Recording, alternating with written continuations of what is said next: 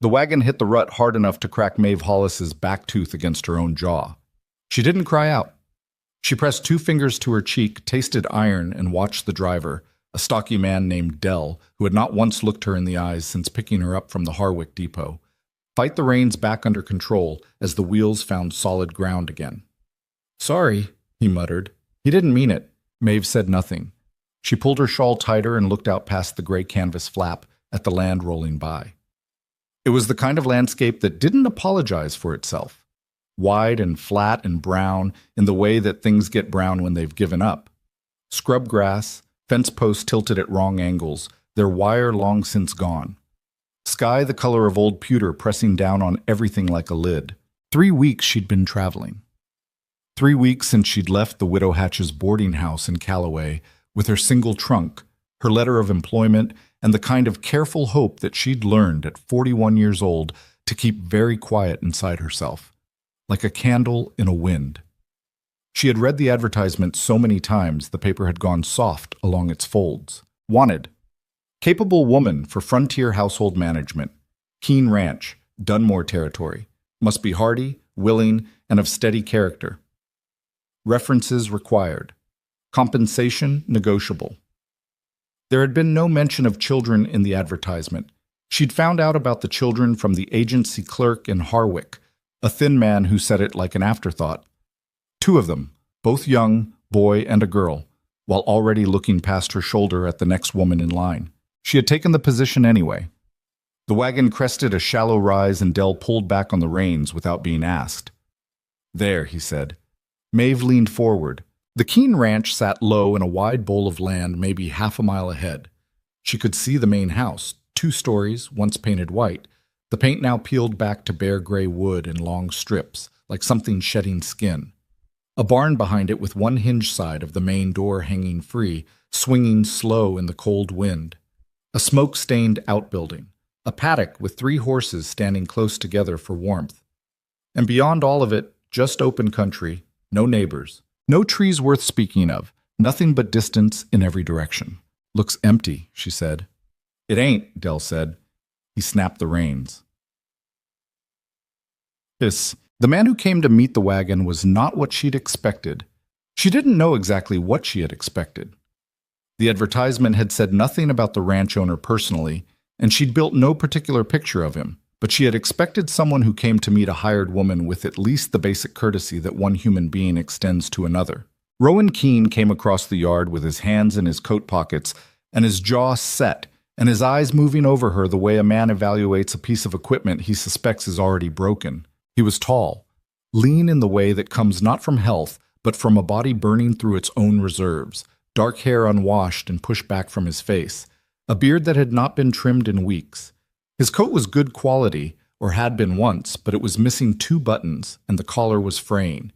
He was somewhere in his mid-40s, she guessed, though something about the set of his eyes made him look older. He stopped a few feet from the wagon, looked at her, said nothing. Dell climbed down, unstrapped her trunk, and set it in the mud without ceremony. "She's all yours, Keene. Sign here." Rowan didn't move toward the paper. He was still looking at Maeve. She climbed down herself, not waiting for a hand that wasn't going to be offered. Her boots hit the mud and she straightened her skirt and met his eyes. "Mr. Keene," she said, "I'm Maeve Hollis. The agency sent me from Harwick." "I can see who you are," he said. His voice was low. Not unkind exactly, but flattened, the way voices get when a person has stopped caring much about the impression they make. He turned to Dell. "This is what they sent?" Dell shifted his weight and looked at the ground. "I'm standing right here," Maeve said. Rowan looked back at her. His eyes moved from her face to her hands. She knew what he saw. 41 years of living. Hands that showed it. Crow's feet at her eyes. A woman who had not been young in a while and wasn't trying to pretend otherwise. "The letter said capable," he said. "I am capable. I asked for someone younger. I asked for someone with farm experience." His jaw moved. "You've worked in houses, boarding houses," the letter said. "I have, and farms before that. And before that, things I won't bore you with." She held his gaze. "The letter also said you need help. I need strong help." He said it without cruelty, which almost made it worse. He was just stating a fact, or what he believed was a fact, the way you'd state that the fence needs a new post. I've got livestock that needs physical management, a house falling to pieces, and 2 children who need more than... He stopped himself. More than what? She said. He didn't finish it. He turned back to Dell and signed the paper, and Maeve understood that she had just been discussed and evaluated and found wanting, all in the space of 2 minutes, by a man who hadn't yet asked her a single question. Dell climbed back onto the wagon. He looked at Maeve briefly, something almost apologetic in his expression. Then he was gone, the wheels cutting back through the mud toward the road. Rowan Keene looked at her trunk, then at the house, then at some middle distance that seemed to contain the actual conversation he was having in his own head. Then he said, flatly, "I'll send a letter to the agency. I don't think this is going to work." "You can send whatever letter you like," Maeve said. "But I've been traveling for 3 weeks, and it'll be dark in 2 hours, and I'm not standing in your yard while you sort out your correspondence." She picked up one end of her trunk. "Which room?" He stared at her. "Which room, Mr. Keene?" The house smelled like cold ash and something slightly sour that she couldn't immediately place. She placed it when she got to the kitchen. The pot on the stove had been sitting long enough that the layer of congealed something at the bottom had gone gray. There were dishes stacked unevenly near the basin, not washed, not fully dirty, left in that limbo that happens when nobody has the energy to do either. The floor near the wood stove was tracked with mud that had dried and been walked over again until it was a fine, gritty powder. The curtains, she noticed them because they were pretty, a faded yellow, clearly chosen by someone with an eye for small pleasures, had not been opened in a while. The light in the room was dim and low and had the quality of a place where people go to wait rather than to live. She stood in the kitchen doorway with her coat still on and took it in. A girl of about 8 was sitting at the kitchen table. She was small and dark-haired, and she was looking at Maeve with the careful, measuring look that children develop when they have gotten used to disappointment. She had a piece of string in her hands that she'd been making into some kind of pattern. She'd stopped when Maeve walked in. "Hello," Maeve said. "Hello," the girl said. "I'm Maeve." The girl nodded. "I'm Clara." She glanced toward the hallway, then back. "Papa said you were coming, and then he said you probably weren't staying." "He said that, did he?" "He says that about most things." Clara looked down at her string. "He said it about the chickens, too, and we still have the chickens." Maeve pressed her lips together to keep the expression off her face. "Where's your brother? Barn. He sleeps out there sometimes." Clara said it without any notable distress, which meant it had become normal, which meant it shouldn't have. "How old is he?" 11. "He thinks he's older." Maeve set her coat on the back of a chair and moved to the stove. She lifted the lid off the gray pot and looked inside and put the lid back down. "When did you last eat?" Clara tilted her head, thinking. "This morning. Papa made porridge." "Good porridge?"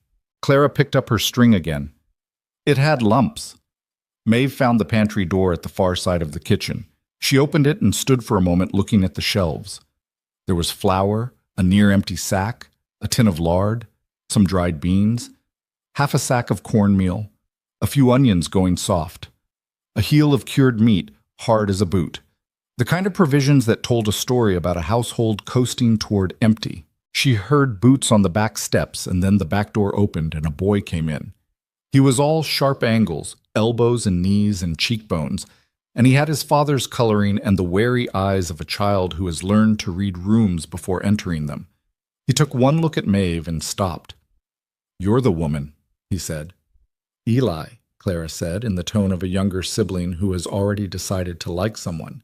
"That's me," Maeve said. "You must be Eli." He said nothing. He was assessing her clearly, and not trying to hide it.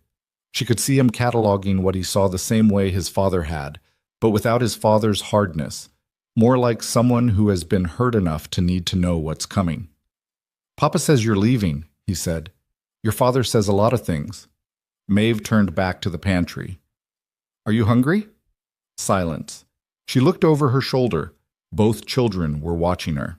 "I'm going to take that as yes," she said. "Come sit down." She made corn cakes because she had cornmeal and lard and a cast-iron pan that, once she'd scraped off the layer of old grease, was perfectly good. She found a small bit of cured meat in the heel and cut it thin and crisped it in the pan first. The children sat at the table and watched her work. "You don't talk much," Clara said. "I talk when there's something to say." Maeve tilted the pan to spread the fat. "Papa doesn't talk much either." He used to," Eli said from the other end of the table. He said it in the offhand way of someone trying to seem like they don't care about the thing they're saying. "Before Ma died," Maeve kept her eyes on the pan. "I'm sorry about your mother." Neither child said anything. She poured the batter. The kitchen filled with the smell of something cooking, which was different from the smell of cold ash. And she heard Clara make a small sound at the table that she pretended was just shifting in her chair. Rowan came in while she was plating the second batch. He stopped in the kitchen doorway the same way his son had, though with less honesty about it. He arranged his face into something neutral and stood with his arms crossed. He looked at the pan, then at the plates she'd set on the table, then at his children sitting there eating. Clara had a corn cake in both hands and a smear of lard at the corner of her mouth, and she was looking at it with a concentration that hurt to see. Rowan said nothing. He looked at Maeve. She didn't offer him a plate. She turned back to the stove and started on a third batch. "You didn't have to do that," he said. "They were hungry. I would have fed them." "When?" The word landed flat and plain. She hadn't sharpened it. She was just asking, but he heard the edge in it anyway. He came into the kitchen and pulled out a chair and sat. And for a while there was just the sound of the fire and the children eating and the pan doing what pans do. She set a plate in front of him without comment. He looked at it for a moment. Then he picked up his fork. He tried to send the letter the next morning. She knew he was trying because she heard him at the writing table in the front room, the scratch of a pen, long pauses. She was in the kitchen starting the morning fire. The children were still asleep. After a while, the scratching stopped. She heard him get up, heard the front door open and close. She looked out the kitchen window and watched him cross the yard to the barn in the gray early light, hands in his pockets, head down, the way a man walks when he's arguing with himself. He didn't finish the letter that day, or the next. She did not make herself agreeable.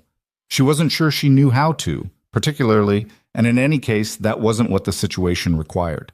What the situation required was work, and she did it. The kitchen first, because that was the heart of the house and it was failing.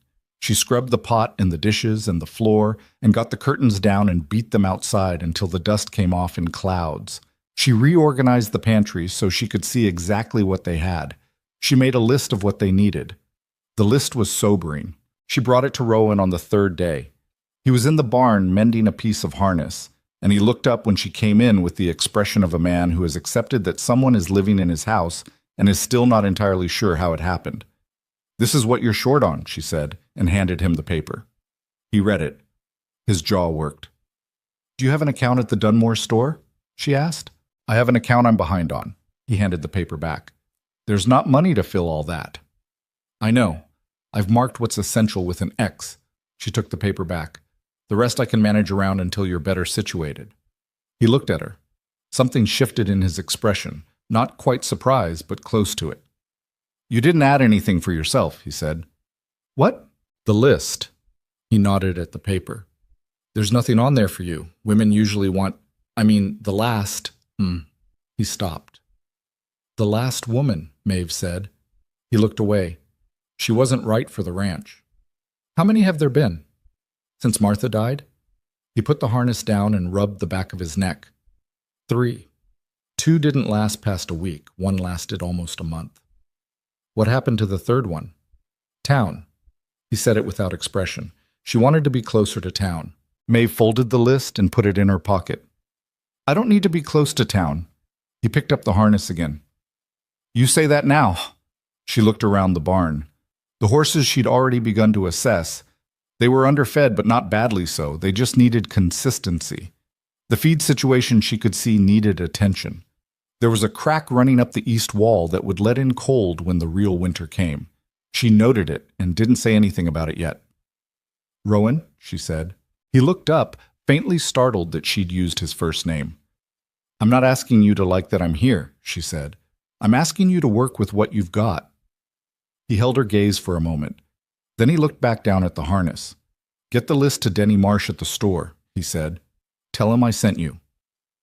The town of Dunmore was 6 miles down a road that didn't deserve the name. Maeve drove herself in the small wagon, having established that Eli could show her which horse to hitch, and that the horse's name was Fig, and that Fig was mostly cooperative if you didn't rush her.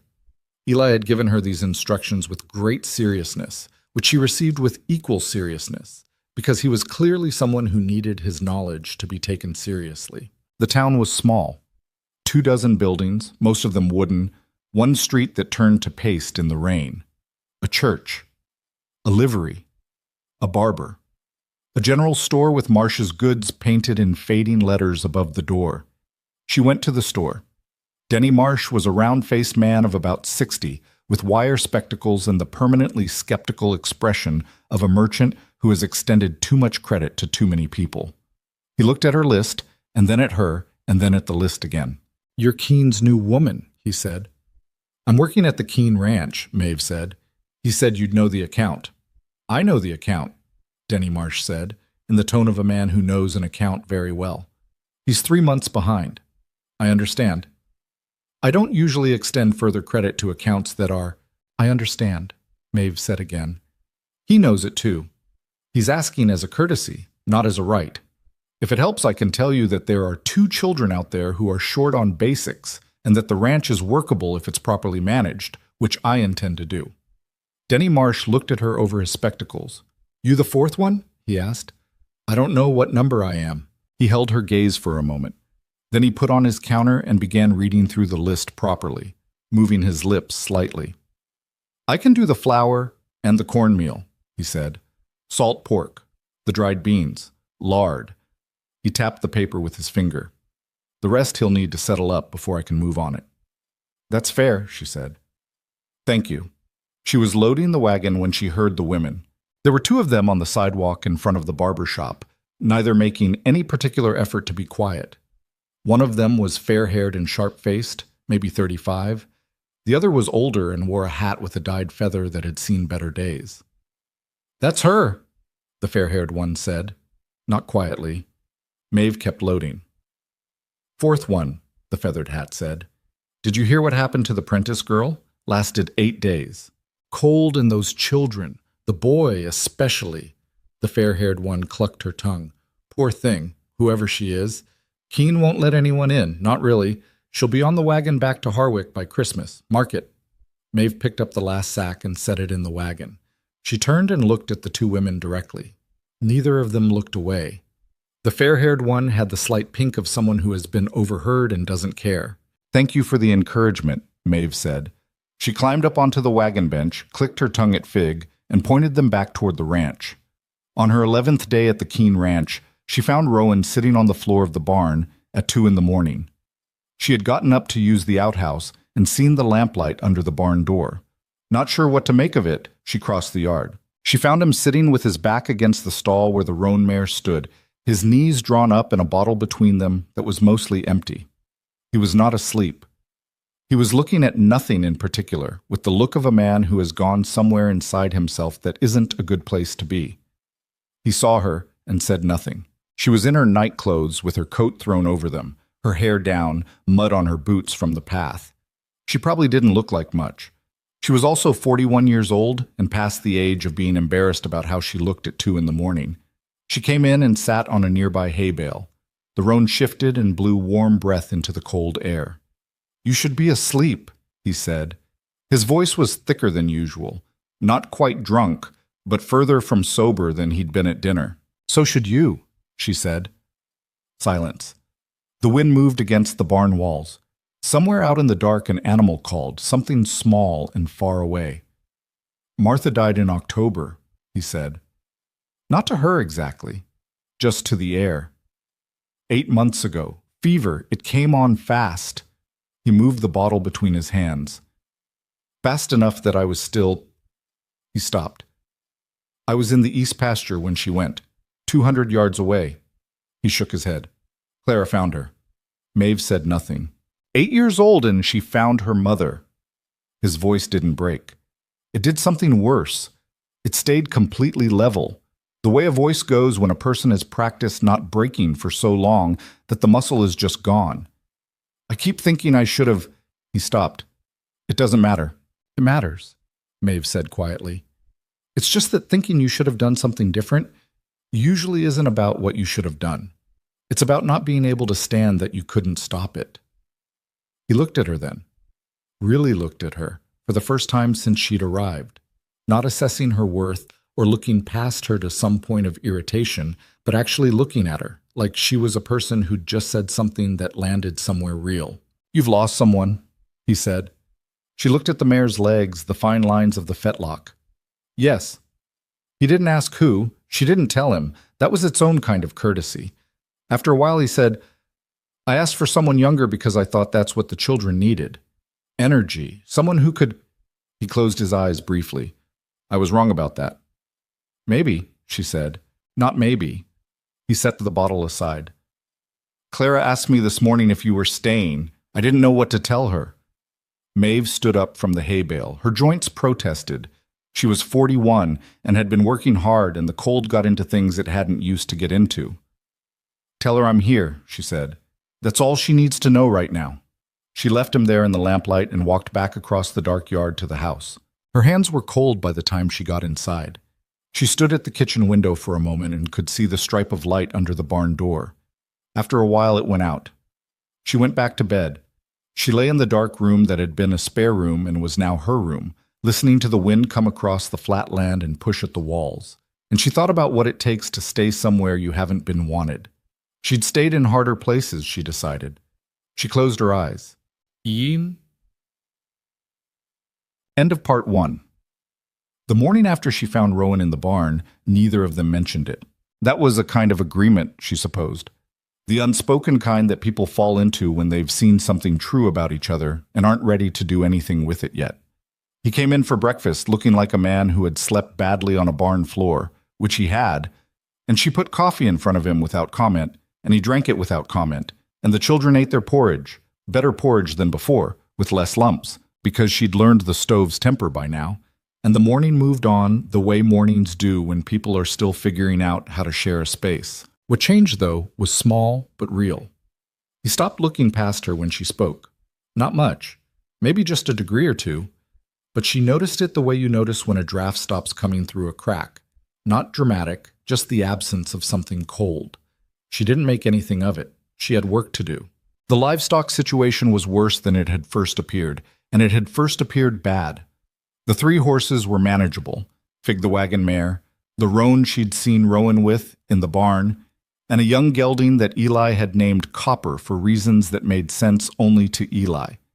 But there were also 8 chickens in a state of profound disorganization, a milk cow named Pearl who had developed the habit of kicking at her milking stanchion with her left rear leg at irregular intervals, and 2 hogs in a pen behind the barn whose feed situation had been handled with the kind of optimism that substitutes intention for actual provision. She asked Eli about the hogs the second week.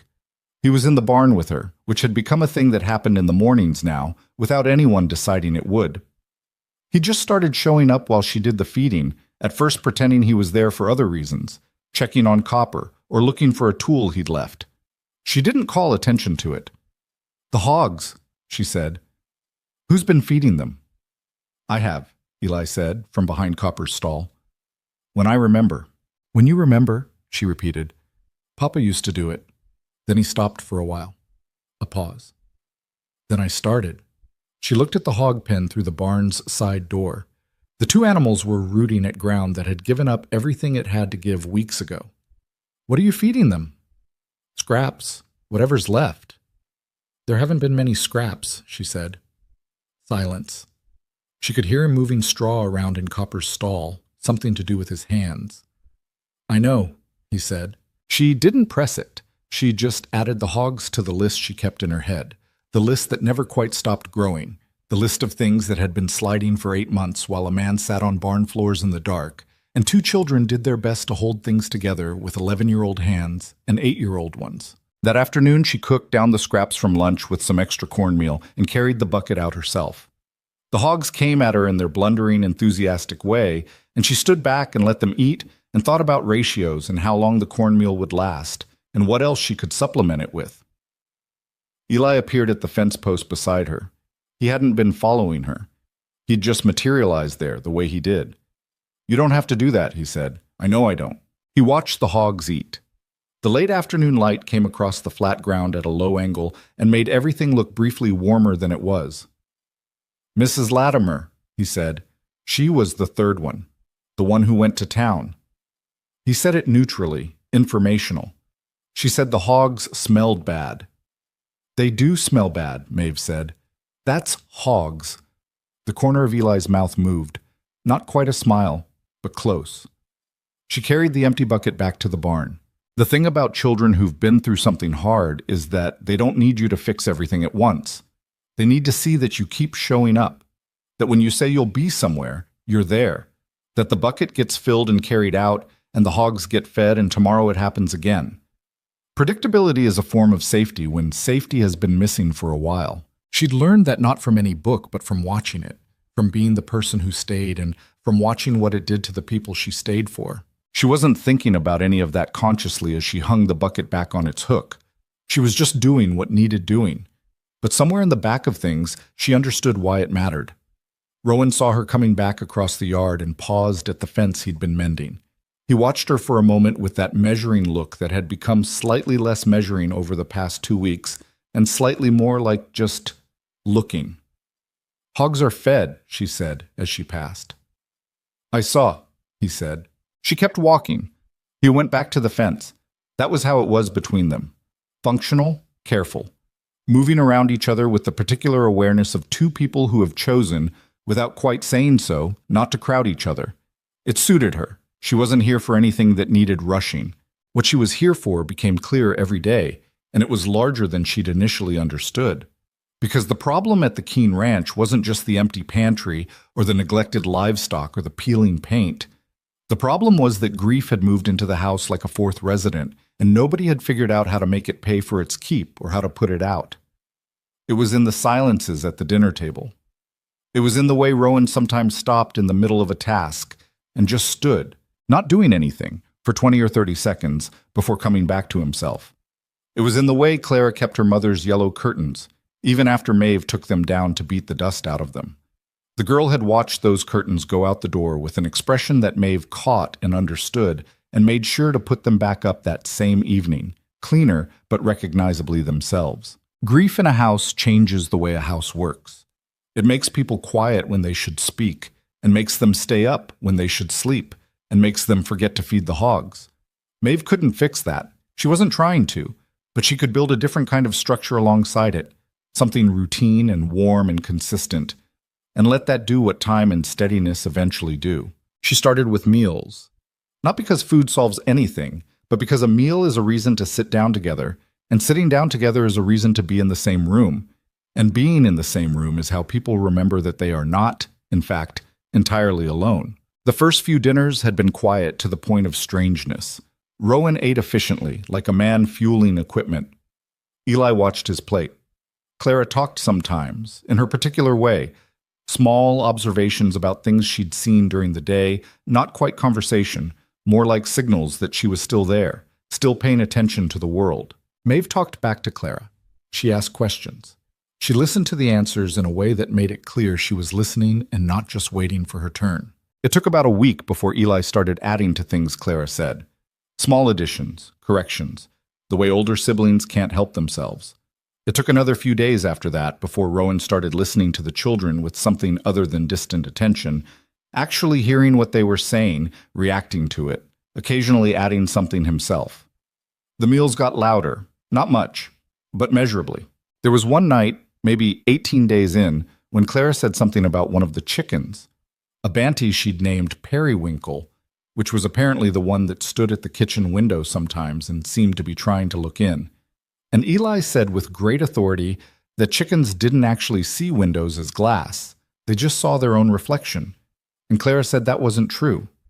And how would he know? And they went back and forth about it with increasing animation while Maeve watched and kept her expression neutral. And Rowan laughed.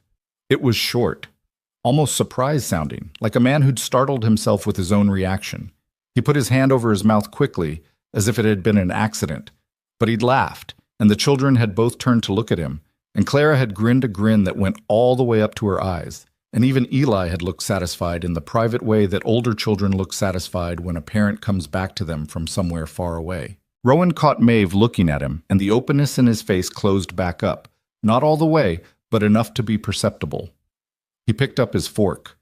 "Chickens can see glass," he said, without looking at anyone. But Eli's point about the reflection isn't wrong. Eli nodded with great seriousness, and Clara disputed it further, and the meal went on. Maeve ate her beans and said nothing. The pantry was the ongoing problem. The supplies from Denny Marsh had helped, but they were burning through flour faster than she'd estimated because she was making actual meals now rather than the minimal effort stopgap that had apparently been passing for cooking before she arrived. She had found, in her second week, that the previous management of the kitchen had relied heavily on whatever required the least effort. A lot of boiled things, a lot of porridge, a lot of dried meat not properly prepared. Not bad intentions, just exhaustion making the decisions. She was better with what she had than that, but better still required having it. She went to Rowan on a Thursday morning when the children were occupied. Clara with her lessons, which Maeve had reinstated with the discovery of a box of school books in the front room that nobody had opened since October, and Eli with a fence repair that Rowan had given him to do, partly for the work and partly, she suspected, because Rowan was slowly, reluctantly, remembering that the boy needed tasks. Rowan was at the table with the ranch ledger open in front of him, frowning at it. She sat down across from him with her own piece of paper. He looked up. "Flour situation," she said. "I know," he said. "I need to know what we actually have coming in this month and what's owed." She set her paper on the table. "I'm not asking to manage your books. I just need to know what I have to work with." He looked at the ledger and then at her. There was the brief flicker of something defensive in his eyes. She recognized it. The look of a man who's used to being the one who handles things, who sees someone asking about the books as a judgment on how he's handled things. She waited it out. He turned the ledger toward her. The numbers were not good. She already knew they weren't good. You couldn't look at this ranch for 2 weeks and not understand that. But seeing it written down gave it a different weight. 3 months behind with Marsh. A note coming due in spring on a loan he'd taken out the previous year for a piece of equipment she'd seen rusting in the far corner of the barn. Income from the cattle dependent on a spring sale that was still months away. "You have cattle," she said. 14 head. They're out in the east pasture. I haven't seen them. They don't need much in fall. The grass is still holding." He rubbed the back of his neck. "In a normal year, I'd have sold some in September. I didn't make the market." She looked at him. "I didn't make a lot of things in September," he said quietly. She didn't respond to that directly. She pulled the ledger a little closer and looked at the figures again. "Marsh said he'd extend on the essential supplies if the account moves. If you sent him even a partial payment, I know what Marsh needs," he said. He said it without sharpness, just a man who knows his own situation. "I'm not doubting that." She pushed the ledger back. "Is there anything else? Anything I haven't seen?" He was quiet for a moment. "There's a stand of timber on the north edge of the property. Been meaning to have it logged for 2 years. A man named Vance in Dunmore buys timber rights. It wouldn't be a lot of money, but it'd be something. Is the timber worth more than the note coming due?" He looked at her steadily. "You ask direct questions. It's faster." A beat. "Yes," he said. "If Vance gives me a fair price." "Then go see Vance," she said. She got up from the table, took her piece of paper back, and went to the kitchen. She heard him sit there for another few minutes. She could feel it, the weight of him in that chair doing the private arithmetic that people do when someone has just said the obvious thing they've been avoiding. Then she heard the scrape of the chair and his boots on the floor and the front door. He went to see Vance the following Monday. He came back with a price that wasn't quite fair, but was close enough. He stopped at Marsh's on the way home and made a partial payment on the account. He didn't announce any of this at dinner. He just came in and hung up his coat and sat down and ate. And she noticed that he sat a little differently. Not easier, exactly, but less like a man bracing for something. Clara noticed too, in the way children notice things before they have words for what they're noticing. She ate more of her dinner than usual and told him about Periwinkle's activities in excessive detail, and he listened to all of it. It was the last week of October when the real cold came. It didn't ease in. It arrived the way weather arrives in that part of the country. One morning, the temperature dropped 20 degrees between dawn and mid-morning, and the wind shifted to come from the northwest, and it had ice in it. The sky went the color of a dirty sheet and stayed that way. The ground froze into ridges and ruts. The horses grew their winter coats overnight, it seemed, and stood in the barn with steam coming off their backs. Maeve put extra blankets on the children's beds. She checked the kitchen stovepipe and found a crack she didn't like. Not catastrophic yet, but worth watching. She showed it to Rowan. He looked at it and said he'd take care of it. She believed he intended to. He had a lot of things to take care of, and she was learning that he managed the ranch the way a man manages things when he's working slightly below the capacity he needs, getting the urgent things done and letting the merely important ones drift. She'd seen it before. It wasn't laziness. It was the mathematics of not having enough hours. She noted the stovepipe and put it on her own list and watched it. On the 28th day she was at the ranch, she went into Dunmore again for supplies. She went alone, as she always did.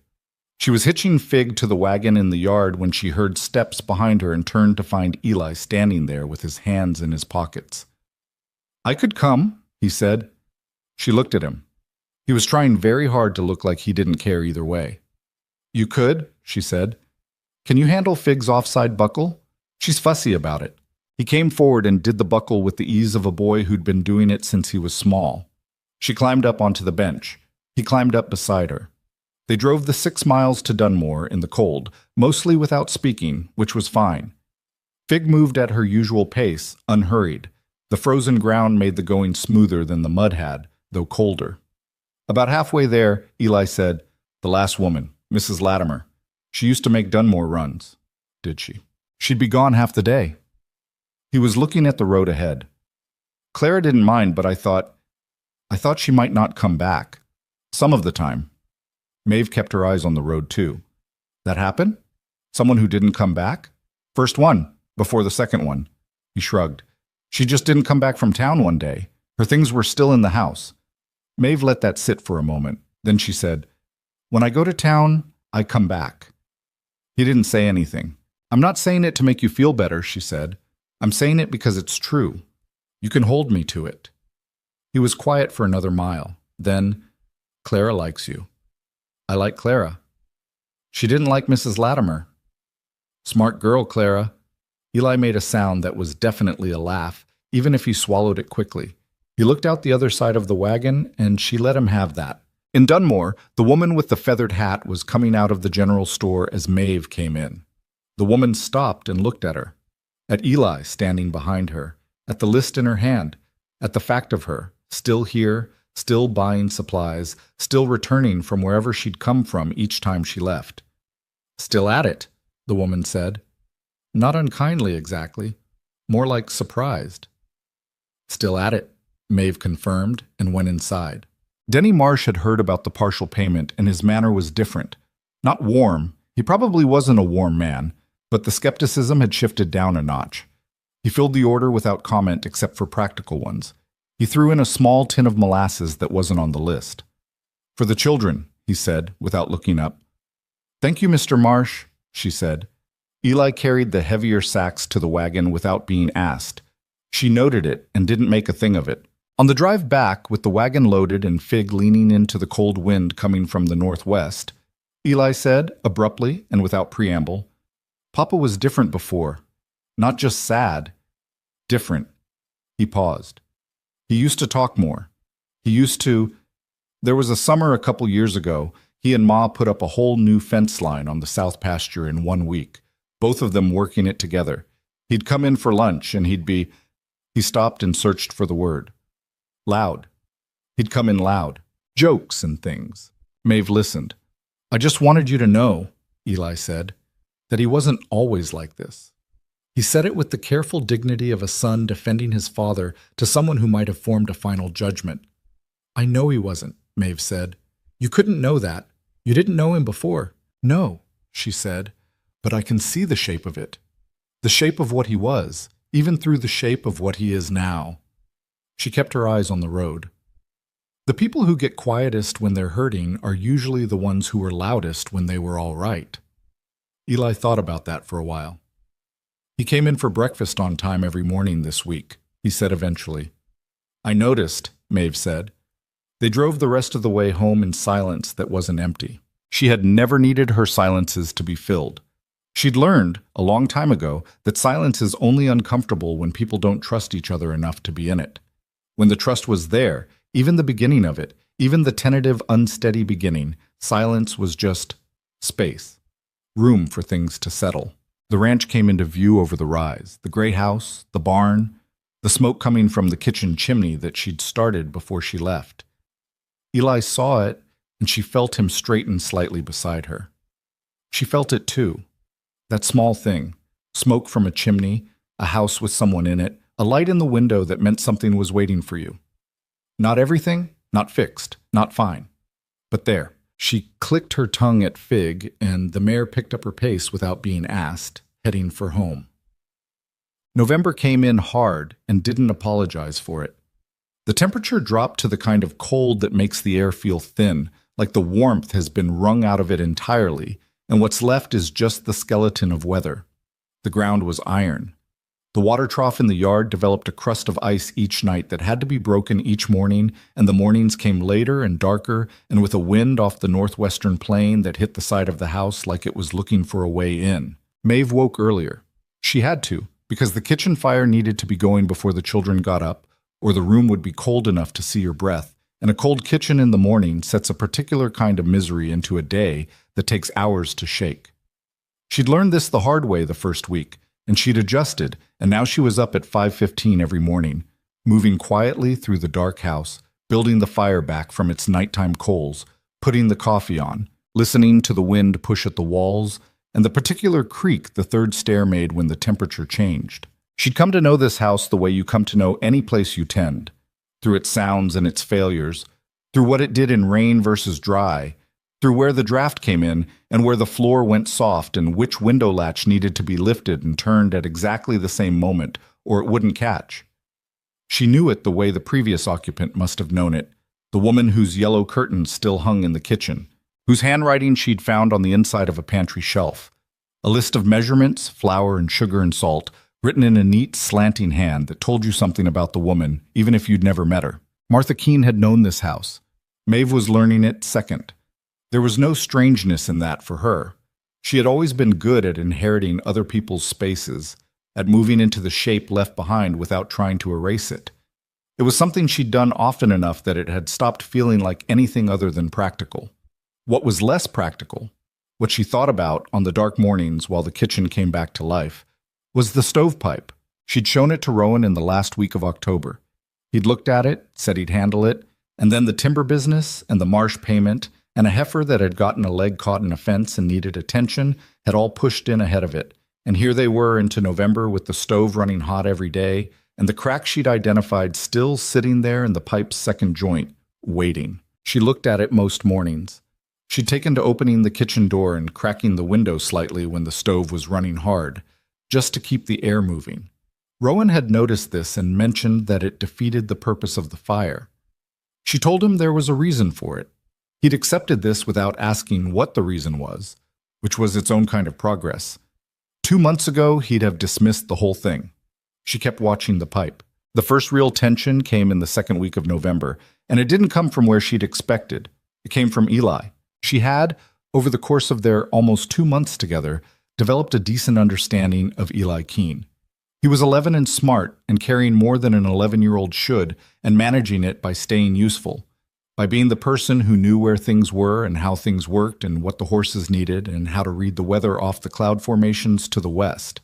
He had filled the space left by his father's retreat in the particular way that oldest children do, taking on the quiet authority of the household because somebody had to, handing it back gradually as Rowan came back to himself, but not without some friction. The friction came on a Tuesday. Rowan had decided, that week, to start Eli on some basic figures. Not formal schooling. He was pragmatic about what the ranch required versus what they had time for, but the kind of practical arithmetic a boy running a working property needed. The ledger, how to read it, how to calculate feed ratios, and the cost per head of keeping cattle through winter. Eli had sat down at the table for this lesson with the careful blankness of a person who is preparing to be disappointed. Maeve was in the kitchen, but the rooms weren't far enough apart that she couldn't hear. You're holding the pen wrong, Rowan said. I'm not. Your grip's too tight, like this. A pause, presumably demonstration. I know how to hold a pen. Then write it the way I showed you. Silence. Then, I've been doing the feed calculations myself all fall. Ask Maeve, she'll tell you. I know you have. Rowan's voice was measured, not unkind, but carrying the particular edge of a father who is trying to teach and is being resisted. That's why I'm showing you the proper way to record it. There's nothing wrong with how I record it. Eli, you weren't here, Eli said. Not loud, not dramatic, just flat and hard and true. The way 11-year-old boys say the thing they've been holding for a long time when they finally run out of room to hold it. All fall.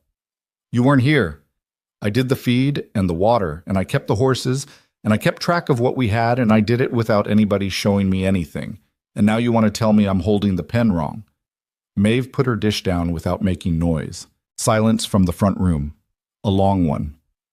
You're right, Rowan said finally. She heard Eli shift in his chair. You did all of that, Rowan said. And I wasn't here the way I should have been. That's true. His voice had changed, the teaching tone gone, something more careful and less armored in its place. I'm not trying to tell you it wasn't enough. I want to be the one who shows you things now, while I still can. Is that all right? Another silence. Shorter. My grip isn't wrong, Eli said. Your grip is fine, Rowan said. I was wrong about the grip. Maeve picked her dish back up and went on with what she was doing. She didn't know if that constituted a breakthrough. It probably didn't, not in any clean or resolved way. But it was something. A father and a son finding the edge of a wound and touching it without either of them walking away. And that was worth something even when it was clumsy. She made extra biscuits that evening without explanation. Eli ate 4 of them, which told her something about how much the afternoon had cost him, even if he wouldn't have said so. The second piece of tension came from outside the ranch entirely. There was a man named Gerald Pratt, who owned the parcel immediately east of the Keene property. Maeve had heard him mentioned twice in passing, once by Denny Marsh in what seemed like a careful, neutral way that suggested a history of not-so-neutral events, and once by Rowan himself in the flat, uninflected tone he used for things he'd decided not to think about more than necessary. Pratt came to the ranch on a Thursday afternoon while Rowan was out checking on the cattle in the east pasture. Maeve was in the yard splitting kindling. She'd started doing this because the supply was running low, and she was tired of waiting for it to refill itself. When a horse and rider came up the track and stopped at the yard gate, Pratt was maybe 50, heavy in the chest and shoulders, with a reddish face that might have been from cold or from drink or from a general belligerence that had become permanent. He had a way of sitting his horse that suggested he expected whatever he was looking at to give way. He looked at Maeve with mild, assessing surprise, like a man recalculating something. Keene around, he said. Not at present, she said. She had the axe in her hand and made no particular movement to set it down. Can I help you? He looked at the axe and then at her. You must be the new hire, he said. I must be. He shifted in the saddle. Pratt, I own the east parcel. I know who you are, Mr. Pratt.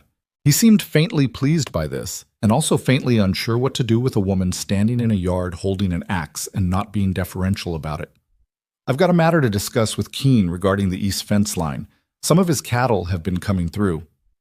I'll let him know you called, Maeve said. I'd rather speak to him directly. I'm sure you would. She set the axe down against the splitting block and straightened up. He'll be back before dark. You're welcome to wait if you like, though I can't offer you much in the way of comfort. Pratt looked at the house. He looked at the yard. He looked at Maeve again with an expression that was doing some complex internal calculation. The cattle situation needs addressing, he said. It's the second time. I'm not a patient man. Noted, she said. Keene's got a habit of letting things slide. She looked at him evenly. Keene's been through a hard year. You probably know that. I know it, Pratt said. Doesn't solve my fence problem. No, she agreed. It doesn't. I'll make sure he knows you came. Pratt held his horse for another moment, apparently deciding whether he had more to say. He didn't find anything more worth saying. He turned the horse and rode back down the track. Maeve stood and watched him go and thought about fences and how they were both literal and not. When Rowan came in that evening, she told him about Pratt at the table, straightforwardly, while she was putting food out. She didn't editorialize. She just told him what Pratt had said about the cattle and the fence. Rowan's jaw tightened. How many times did he say? Second time, he was quiet for a moment. That fence is... There's a section down on the northeast corner. I knew about it. Okay, she said. He looked up. I'll handle it. I know you will. He watched her for a moment. Did he give you trouble? No, she said. He was perfectly civil. He's not always civil. He was today. She set the last dish on the table. Eli, Clara, come eat. She heard the children's feet on the stairs, and she moved back to the kitchen for the biscuits. And by the time she turned around, Rowan had already sat down and poured the water, and she noticed that he'd poured hers too, not just his own, which was something he hadn't done 3 weeks ago. Small things. She paid attention to small things. He rode out to the northeast fence the next morning before breakfast, which meant he rode out in the dark. And he came back with his hands torn up from the wire and fixed himself without asking for help or acknowledging that it had happened. She put the iodine on the table without comment, and he used it without comment, and that was that. But the fence got fixed. It was in the 3rd week of November that the cold reached the level that changed things inside the house. Not dramatically, not all at once, but in the way that sustained cold changes things. It drove everyone inside and kept them there. And being kept inside together for long periods of time either broke people apart or pushed them into a kind of involuntary intimacy that was its own thing entirely. The evenings became a shared thing. After dinner, rather than Rowan retreating to the front room with the ledger and the children going upstairs and Maeve finishing alone in the kitchen, they started ending up in the same place, the kitchen, which was warmest, with the stove running and the yellow curtains blocking the dark. Clara had taken to sitting at the kitchen table with her schoolwork after dinner, which Maeve had reinstated with a seriousness that Clara had responded to better than expected.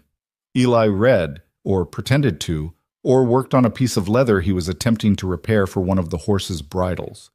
Rowan would come in eventually, at first for coffee, then for coffee, and to look at whatever Eli was doing, then for coffee and conversation that started as practical and sometimes became less so. It was in one of these evenings that Maeve learned about Martha. Not from Rowan, from Clara. Clara had finished her arithmetic and was sitting with her chin in her hand, looking at the curtains in the particular way children look at things they're not really seeing, when she said, Mama made those in the 2nd summer. She said she found the yellow at Marsh's and she couldn't leave it there. Maeve was mending a tear in Eli's work coat. She didn't stop or look up. That sounds like something a person does when they find exactly the right color. She liked yellow, Clara said. She said it was the color of something that hadn't given up. Eli looked up from his leather work briefly and then back down. She sounds like a practical woman, Maeve said. She was. Clara traced a finger along the edge of the table. She used to tell me that being brave didn't mean you weren't scared. It meant you did the thing even when you were. Maeve kept her needle moving. She was right about that. Were you scared to come here? The question landed plainly, the way children's questions do when they haven't learned to wrap things up yet. Maeve considered it honestly. I was nervous, she said. That's close to the same thing. Of Papa? Of not being wanted, Maeve said. And because it was Clara asking and Clara was 8 and direct, she added, that's a harder feeling than scared sometimes. Clara thought about this. Papa didn't want you to come, she said. He didn't, at first. But you stayed. I stayed. Clara looked at the curtains again. Mama would have liked you, she said. It was not a consolation. She said it matter-of-factly, like a judgment she'd made and was comfortable with. Maeve looked at her briefly. I'm glad to hear it. She wasn't sure she'd earned that. She wasn't sure you could earn a statement like that, or that it was even about earning. It landed the way it landed, and she let it. Rowan, she realized, was in the doorway. She didn't know how long he'd been there. Long enough to have heard Clara's last few lines, probably. He had his coffee cup, and he was looking at his daughter with an expression that she'd never seen on him before. Not the flattened, careful blankness, not the hard jaw-closed look, but something open and slightly undone. The look of a man watching something he loves go on without him, and realizing that it has been going on, that it didn't stop, that life kept moving even when he stepped out of it. He came in and sat down at the table. "Show me your arithmetic," he said to Clara. Clara produced her slate. He looked at it. He found 2 errors and showed her both of them with more patience than she'd expected, and she argued about the second one with the confidence of a child who is only sometimes wrong, and he demonstrated it twice before she conceded. Maeve mended the coat. Eli fixed the bridle. The stove ran. The night of the fire came on a Saturday. It came the way bad things come when you've been watching for them. In the moment you stopped watching quite as closely. Maeve had been managing the kitchen stove carefully since she'd identified the crack in the pipe joint, keeping the damper slightly lower than she might have otherwise, cracking the window when the fire ran hottest. But Saturday was the coldest day they'd had yet, and she'd been baking, bread and a pot of beans and a small quantity of ginger biscuits she'd made, because Clara had mentioned once that her mother used to make them, and Maeve had found the ginger in the back of the pantry. The stove had been running hard for 3 hours. She smelled it before she saw it. Not smoke exactly. Something like the smell of metal getting too hot. A dry, mineral smell that is its own warning if you know what you're smelling. She turned from the bread she was checking. The pipe joint was weeping a thin thread of smoke from the crack. Not a gush, just a thread, the way a wound shows the first sign before it opens. But above the joint, where the pipe met the ceiling collar, the plaster around the edge had gone dark, and she could see the ceiling boards above beginning to stain in a way that meant heat was moving where heat shouldn't be. "Rowan," she said. She said it at a normal volume. She was not a woman who screamed. He was in the front room and he heard the quality of it, and was in the kitchen doorway in under 10 seconds. She pointed up. He saw it. His face changed. "Get the children out." "Go for the roof access," she said. "The hatch in the upstairs hall. There's snow up there if you—" "I know my own house, Maeve. Get the children." She went.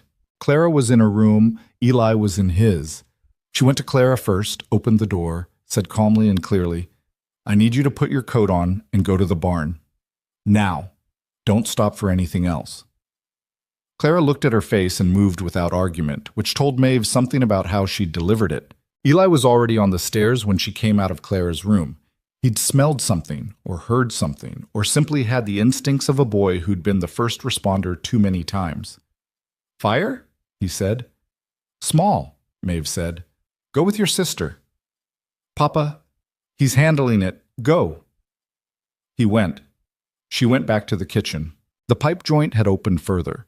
The thread had become a seam, and the seam had found something in the wall cavity to feed on. Insulation, old wood, something. And the smoke was coming into the kitchen now in a visible, acrid curtain along the ceiling. She heard Rowan on the roof, the hatch opening, footsteps, and then the sound she'd hoped for. Snow being moved, scraped, the wet hiss of it hitting something hot. But the pipe joint itself, the crack she'd been watching for 6 weeks, had separated at the seam. She looked at it. The smoke was coming into the kitchen now with intent.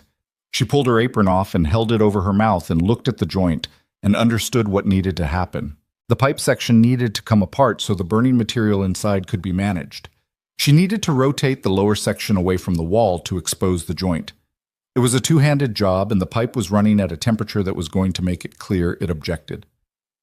She found the pot holders, 2 of them, thick, the kind Martha had clearly chosen for actual use rather than appearance, and she gripped the lower section of the pipe. The heat came through the cloth immediately. Not unbearable, not immediately, but she could feel it in her palms, the kind of heat that is politely warning you before it stops being polite. She turned the section. It moved. She kept turning. The seam opened and a gust of hot ash came out, and she turned her face away and kept her hands on the pipe, and kept turning, and the section came clear, and she dropped it to the stone hearth where it could do nothing. And the broken join was open now, and she could see into the damaged section, and she could see that the fire in the wall cavity was small.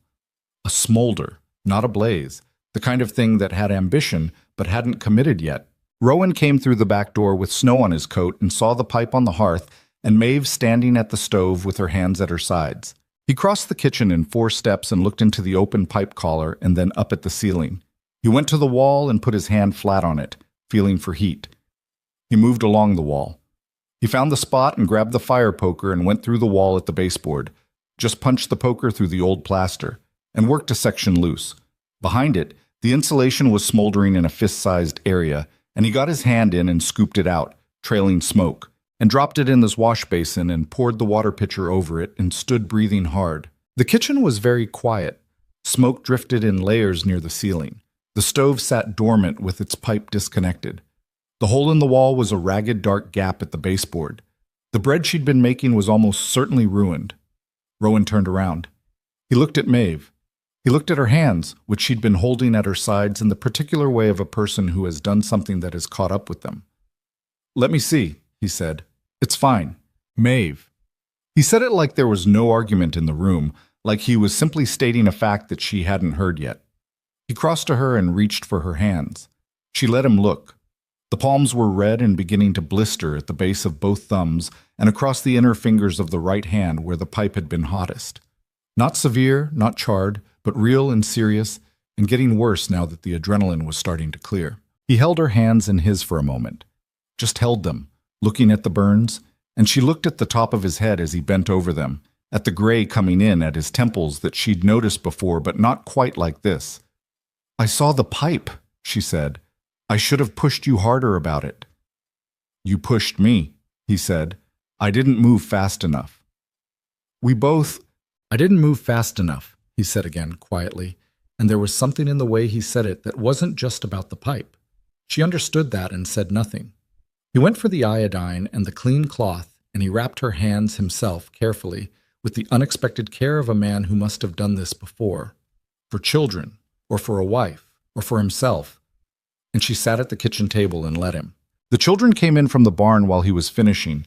Eli saw the hole in the wall and the smoke haze and the pipe on the hearth and did a fast, comprehensive assessment that aged him about 5 years and 3 seconds. Clara saw Maeve's wrapped hands. "Are you hurt?" Clara said. She was still in her coat, her face serious and white. "I'm all right," Maeve said. "Your hands, they'll heal." She met Clara's eyes. "Everything's all right. Your father got it." Clara looked at Rowan, who was standing at the wash basin cleaning the iodine off his own fingers. Eli went to the wall and crouched and looked at the hole at the baseboard with the critical eye of a boy already calculating what the repair would take. "We'll need new plaster," Eli said. "I know," Rowan said, "and a new pipe section." "I know that too. I can get the dimensions off the old section if—" "Eli." Rowan looked at his son. There was something careful in his voice and something else underneath it. "Thank you, I've got it." Eli stood up and nodded. Clara moved to the table and sat next to Maeve and put her small hand over Maeve's wrapped one, very lightly, the way a person touches something they're being careful of. Maeve looked at that small hand on hers. She had kept quiet about what it cost her to be here. She'd kept quiet about the 3 weeks of travel, the look on Rowan Keene's face when he first saw her, the women in Dunmore who'd counted her days before she'd finished unpacking. She'd kept quiet about the particular loneliness of being in a house where you're tolerated before you're welcomed, about the weight of being useful in a place where usefulness was the only currency she'd shown up with. She kept quiet about all of that now, too. She just sat at the kitchen table with Clara's hand on hers, and the smell of smoke in the air, and the hole in the wall, and the ruined bread, and the winter pressing at every window, and she was still there, and the house was still standing, and that was the whole of what needed to be true right now. Rowan, at the far side of the kitchen, had not moved. He was looking at her across the room with an expression she hadn't seen on him yet. Not the measuring look or the closed-off look or even the briefly open look from the barn floor in the dark. This was something she didn't quite have a name for, like a man who has been standing at a distance and has finally stopped pretending the distance is what he chose. He looked at her wrapped hands. He looked at Clara's hand over hers. He looked away first, but it took him longer than it would have 2 months ago. Her hands healed slowly, the way burns do. Not cleanly, not linearly, but in fits, better one morning and angrier the next. The skin pulling tight across her palms when the temperature dropped and loosening slightly when the kitchen was warm. She didn't complain about it. She adjusted her grip on things and kept working because the work didn't stop for burned hands any more than it stopped for anything else. Rowan watched her the way a man watches something he doesn't know how to address directly. She caught it. The glance toward her hands when she lifted something heavy, the slight tension in his jaw when she reached across the stove. He didn't offer to take things from her. She wouldn't have wanted him to, and he seemed to understand that. But he started showing up in the kitchen at times that coincided with the heavier tasks. Just appearing, lifting the water pot before she could, bringing the wood in without being asked. He didn't say anything about it. She didn't say anything about it either. What she did notice was that he'd fixed the pipe within 2 days of the fire. He'd ridden into Dunmore himself, come back with the new section and a bag of plaster, and had the whole thing repaired before dinner. He'd also gone along the entire stovepipe and chimney length with a lantern, checking every joint, which was the thing she'd wanted him to do 6 weeks ago and hadn't been able to make happen. She noted it without satisfaction. There was no satisfaction in being right about a thing that had resulted in burned hands and a hole in the kitchen wall. The letter came on a Tuesday. She knew it was a letter because Eli brought it from the mailbox at the end of the track, which he'd taken over as his task in the mornings, partly for the walk and partly because he liked being the one who knew what was coming before anyone else. He brought it to Rowan at the breakfast table, and Rowan looked at the return address on the envelope, and something in his expression flattened in a way that Maeve noticed. He put the letter in his coat pocket and didn't open it at the table. He didn't open it that morning. She watched him carry it through the day the way men carry difficult things, present but untouched, waiting for the right amount of private space to deal with it. He went out to the cattle in the afternoon and came back at dusk and still hadn't opened it. After dinner, when the children had gone up and she was finishing in the kitchen, he came in and sat at the table. She heard him open the envelope, heard the paper unfold. She didn't look over. After a while, he said, "It's from my brother." She waited. "In Missouri." He set the letter on the table. "He writes every few months. He's been writing since Martha died." He paused. "He thinks I should sell." She turned from the basin. Rowan was looking at the letter with the expression of someone reading a thing they already knew was coming. "He thinks the ranch isn't viable, that I should take the children and come back east." He looked up. "He's not wrong that it's been hard." "He's not here," Maeve said. "No." He looked at the letter again. "He's never been here. He came once when we first bought the property, stayed 4 days and said he didn't understand how anyone could live this far from everything." "What did you say?" The corner of Rowan's mouth moved. "I said everything was here." Martha laughed. He folded the letter. She laughed, and he didn't understand why she was laughing, and I did, and that was about all that needed to be said. Maeve dried her hands, carefully, still careful with the palms, and sat down at the table across from him. She'd never done that before, simply sat down across from him without a task to perform or a piece of information to deliver. He looked faintly surprised by it, which told her something about how they'd structured things between them. "Are you going to?" she said. "Consider it?" He looked at the folded letter in his hands. "I've considered it," he said. "In September. In October." He set the letter on the table and left it there. "I'm not going. This is Martha's ranch. It's the children's ranch." His voice was even. "I'm not selling it because I had a hard year." "You had more than a hard year," Maeve said. "I know what I had." He met her eyes. The flatness was still there in his voice, but it wasn't the same flatness as before, not the emptied-out kind, the kind that comes from not having anything left to feel with.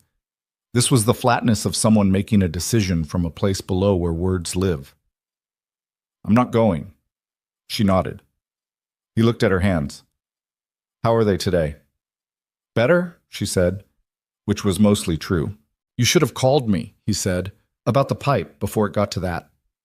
"I called you when I saw the smoke." "I mean before, when you first identified the crack." He wasn't angry. His voice was too tired for anger and too honest. "You mentioned it once, and then you just managed around it for 6 weeks. You had a lot to manage." "That's not an answer." She looked at him. He was right, and she knew it, and the honest answer was complicated. She'd managed around it because she'd been managing around things her whole life, because she'd learned early that you don't push in spaces where you haven't been given the right to push, because she'd been in this house as a tolerated presence long enough that she'd calibrated her authority accordingly. But that calibration had put her in front of a hot pipe with potholders on a Saturday, so perhaps it needed adjusting. "I didn't think I had standing to keep pushing on it," she said. He was quiet for a moment. "You live here," he said. "You work here. He stopped and started again. "You've been holding this house up since October." You have standing. She looked at the table. The word here was doing work in what he'd said. You live here. And she wasn't sure if he'd chosen it deliberately or if it had just arrived that way. Rowan, she said. What? Your brother's letter? She looked at him. It's not just about the ranch, is it? He's asking because he's worried about you, not just the property. He held her gaze for a moment. He doesn't need to be worried. He probably disagrees. He probably does. He picked up the letter and turned it in his hands. He lost his wife too, 8 years ago. He went back to his family and remarried inside the year. He said it without judgment, like someone noting a fact about weather in a different country. That's his way. That's not my way. What is your way? She asked. He looked at the letter, then at her, then at the window where the dark outside was complete, the glass throwing back the lamp's reflection and their two shapes sitting at the table. Stubborn, he said. Martha used to say I was too stubborn to let go of anything worth keeping. She sounds like she was usually right, Maeve said. He made a sound that wasn't quite a laugh and wasn't quite not one. He got up and put the letter on the shelf by the front room door where he put things he dealt with. He poured himself a second cup of coffee and stood with it by the stove and looked at the new pipe section, which was solid and properly fitted and showed no signs of anything wrong with it. It's a good repair, Maeve said. Don't patronize me, he said, but he said it without heat. I wasn't, she said. It is. He drank his coffee. She stayed at the table. The lamp burned between them, and the night pressed at the window, and the house made its familiar sounds. The third stair, the northwest wall when the wind shifted, the small creak of the kitchen floor near the basin that she'd learned to step around so as not to wake anyone at night. I don't know what to do with you, he said. He said it at the window, not quite to her, in the way a person says the thing they've been thinking for a long time when they stop working at not saying it. She didn't answer immediately. You don't need to do anything with me, she said. I'm not a problem to be solved. He turned around. I didn't mean it like that. I know you didn't. She looked at him steadily. I know what you meant. The silence between them was different from the early silences. Not the silence of two people being careful not to aggravate each other, but the silence of two people standing near something they could approach or not approach, and both of them knowing it. He went to bed. She stayed at the table a while longer, listening to the house settle, and then she went to bed too. The crisis, when it came, arrived not from the ranch itself, but from inside her. It came on a Wednesday morning, 11 days after the fire, 7 weeks after her arrival. She woke before 5 as usual, and lay in the gray dark of the spare room, her room, and found that she could not, for the first time, make herself get up. Not physically. Her body was willing enough, tired but functional. What wouldn't move was something less locatable than that. She lay there and looked at the ceiling and thought about what it had cost her to be here. She thought about the women in Dunmore counting her days. She thought about Rowan Keene's face when he'd first seen her. This is what they sent. And how that face had changed, and how the changing of it had cost her things she hadn't calculated in advance, because you never calculate the cost of becoming necessary to people until the necessity is established, and then you realize you've gone somewhere you can't come back from without damage. She had not planned to care about this family. That was not something she'd have admitted out loud, and it wasn't entirely true. She'd cared from the first night, from the moment she saw Clara's face and the way the child had looked at the corn cakes like they were something remarkable. She'd cared from Eli's careful instructions about Fig. She'd cared from Rowan's voice on the barn floor telling her about a woman who died while he was 200 yards away. But caring about people in a place where you're employed is one kind of thing. Caring about people in a place that has become, what? Not home. Not quite. But something adjacent to it, something that functions like it. That was another kind. And the question that she lay with in the gray pre-dawn was, when the agency sent another letter, when the arrangement reached its natural end, when Rowan Keene decided that the ranch was stable enough to manage without extra help, what then? She had nowhere else that was more real than this. That was the truth of it, lying flat and still in the cold room. Her trunk was here. Her mornings were here. Her understanding of how the stove behaved and which horse needed what, and how to read Eli's silences and what it meant when Clara sang to herself in the kitchen, all of it was here, and she had built it all, and the question of who it belonged to was one she'd been avoiding because the answer was complicated. She got up. She got up because she had always gotten up, because the fire needed building and the coffee needed starting, and Clara and Eli needed breakfast before their lessons, and the fact that she felt like lying still was not sufficient reason to do it. She had felt worse things on harder mornings, and she had gotten up from all of them. She was at the stove when Rowan came down. He stopped in the kitchen doorway, which he still did sometimes, the old habit of assessing the room before entering it. He looked at her for a moment. "You're quiet," he said. "It's 5 in the morning." "You're quieter than usual." He came in and reached past her for the coffee and poured it himself, which he'd started doing as a matter of course. "Did you sleep?" "Enough." He leaned against the counter and drank his coffee, and she felt him looking at her the way she sometimes looked at the stovepipe, checking for something he didn't want to find. "Maeve." "I'm fine, Rowan." "I didn't say you weren't." He put his cup down. "I've been thinking about what you said, about not having standing to push on things." She kept her eyes on the stove. "I want to correct that," he said. "If I've made you feel like your authority in this house has limits, that's my failure, not a fact." She turned around. He was looking at her with the particular directness that had been building in him for weeks. Less and less of the closed look, more and more of something underneath it that was harder to manage, but more honest. He had shaved recently, she noticed. His coat had the missing button replaced, which Clara had done. She'd seen Clara do it 3 days ago without being asked. "You don't owe me that," she said. "I know I don't owe it to you," he said. "I'm saying it anyway." She looked at him. The kitchen was warm. The stove was behaving. The coffee was made and the light was coming up outside in that slow, grudging way that winter mornings came up in this country. "The agency will want a report," she said. "End of November." He was quiet. "They'll ask if the arrangement is continuing," she said. "That's a question you'll need to answer." "I know." "I'm not asking you to answer it right now," she said. "I'm just telling you it's coming." He picked up his coffee again. "What do you want the answer to be?" he said. She looked at him for a long moment. "I want to stay," she said. It came out simpler and more direct than she'd intended, and she didn't try to take it back or dress it up. "I'm not saying that to make your decision for you. I'm saying it because you asked, and I won't lie about it." He nodded slowly. Not a decision, not a commitment, just an acknowledgement that he'd heard her. She turned back to the stove. The moment that broke something open between them happened not in a conversation but in the middle of an ordinary afternoon, the way the important moments usually do. She was in the yard splitting the last of the kindling. Her hands had healed enough that she could manage the axe again, though she was careful with her grip. The sky was low and white, the kind of white that meant more snow before dark. The ranch was quiet in the particular way it got quiet on cold afternoons when the animals had settled and the work was in a between state. She heard the sound from the barn. It was Clara's voice, and then a crash, and Clara's voice again, higher and less controlled. She dropped the axe and crossed the yard. Clara was in Pearl's stall. She'd apparently been climbing on the stall rail.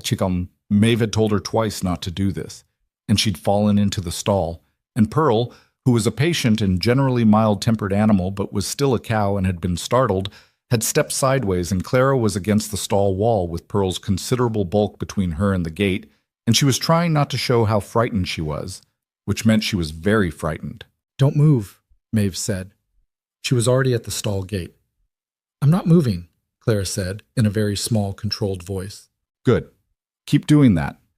Maeve unlatched the gate and came in, moving slowly, keeping her body between Pearl and the gate. She put a hand on Pearl's neck and moved her the way you move a large animal that doesn't mean any harm but needs to be redirected. Pressure and patience and the right angle of approach. Pearl shifted. The space opened. Clara slid along the wall and through the gate, and Maeve followed her out and latched it behind her. Clara stood in the barn aisle. Her lip was trembling. "I know," Maeve said, before Clara could start explaining or apologizing. "I just wanted to pet her. I know." She crouched down to Clara's level, which hurt her knees, and looked at the girl's face. "Are you hurt?" Clara shook her head. "Are you sure?" A nod. And then Clara's face did the thing it had been working not to do, and she leaned forward and put her face against Maeve's shoulder. Maeve put her arms around her. Not dramatically, just held her. The way you hold a child who needed holding and knows it and finally let herself have it. Clara cried for about a minute, the brief, hard cry of someone who'd been frightened and is releasing it now that the frightening part is over. Then she pulled back and wiped her eyes with her sleeve and looked at the middle distance with the composure of a child who has decided she's done crying. "I won't climb on the rail again," she said. "That's probably wise," Maeve said. "Don't tell Eli." "Eli would never let you forget it," Maeve agreed. Clara's mouth curved. Then she looked at Maeve with a directness that her face sometimes got, particularly direct for an 8-year-old. "You're going to stay, aren't you?" she said. "For real. Not just until the end of the month." Maeve sat back on her heels. "I'm planning to," she said. And because it was Clara, and Clara deserved honesty even when honesty was imprecise. "Some of that's up to your father." "Papa wants you to stay," Clara said. "Did he say that?" "He doesn't say things," Clara said. "But I can tell."